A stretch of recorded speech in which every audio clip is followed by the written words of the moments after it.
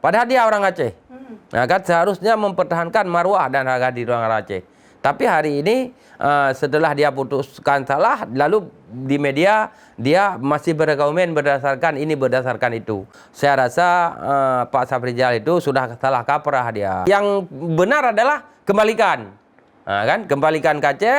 Ya menurut saya apa yang dipertahankan. Boleh-boleh saja mereka bersikeras seperti ketua DPRD Provinsi Sumut tersebut. Tapi data dan buktinya mana? Alasannya apa? Tunjukkan, jangan hanya berbicara. Kalau Aceh punya data, punya bukti, punya historis, punya sejarah, dan punya bukti di pulau tersebut.